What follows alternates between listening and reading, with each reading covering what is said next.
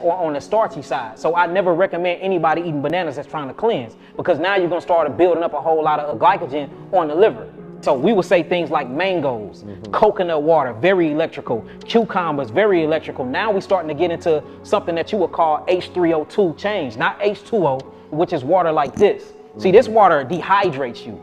That's why the more of this water you drink, the more dehydrating you are. See, the beautiful thing about fruits is not only can you eat the fruit to get the macro substance, but the micro substance, which is the structured jelly water called H3O2 in it, is your hydrative factor. So you're supposed to eat your fruits for your water and for your macro constituents. And we're talking about the actual mycelium network. This is an invisible network that everything is, without mushrooms, we wouldn't even be here. Yeah, everything exists off this mycelium network. But guess what is the main chemical constituents of mushrooms? Carbon. Well, guess what carbon is? Sugar, glucose, galactose, and fructose. So even when you get into the mushroom kingdom, you still talking about a high sugar diet. Remember I was saying about embryology, you have the endodome, the ectoderm, and the mesoderm. Well, your skin is made from the same cells as your brain and your nervous system. And this is where hair is for. Hair is an extension of your nervous system. Hair is also a eliminating organ too. Yeah. It's a eliminating organ. It's a limitive, but it's most definitely a sensus. These antennas. So basically, the body scans the environment by way of the hair. You got hair on the outside of your body and you have hair on the inside of your body. And you got Merkle discs, you have weathery sensory discs that shows the temperature, how to regulate your temperature to your thyroid. That's how you get goosebumps or the hair stand up on you. Like, even though our eyes and our ears is not hearing, you still have your skin, which is the true 6th and 7th sense, that is very familiar with everything that's going around you. So if you look at it from a scientific point, they say that we are looking at the universe through a peephole that you put through a key through. So you looking, you only gonna see what that peephole allow you to see, but there's different frequencies and vibrations, or what we're gonna call CO2 constituents, which is nothing but light and vibration. And that's where all things truly exist at. So, you know, for instance, you have something called a dog whistle. You can blow that dog whistle all day. Can we hear it?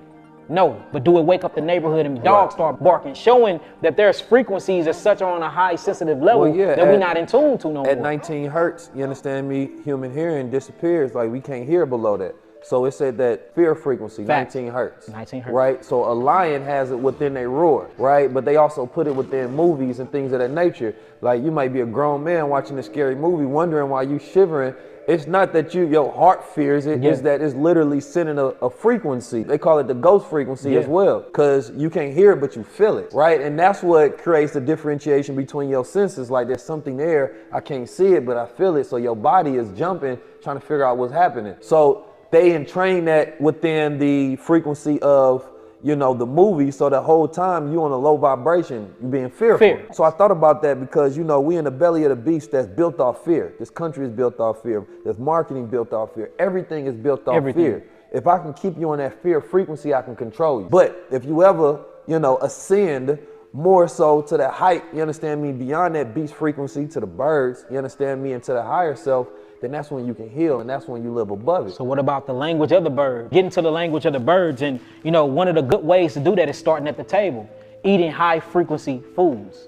Food that grows highest, closest towards the sun, where that sun is really beating and permeating on that food and giving it all of its energy and all of its codes and data. Like, for instance, papayas. That's 12,000 years old. That's 12,000 years worth of information that we can eat and we can download and open up our Akashic records and start really getting into our cosmic libraries and learning old language, because every language we already exists inside of us. Every event that will ever happen or already happened already exists inside of us. So we can start unlocking that junk DNA if we start with the food, you know, and that's why I got into health the way I really did, because I realized that this is a good way to open up Pandora's box when it comes to healing holistically, spirit, mind, and body. Food that grows highest, closest towards the sun.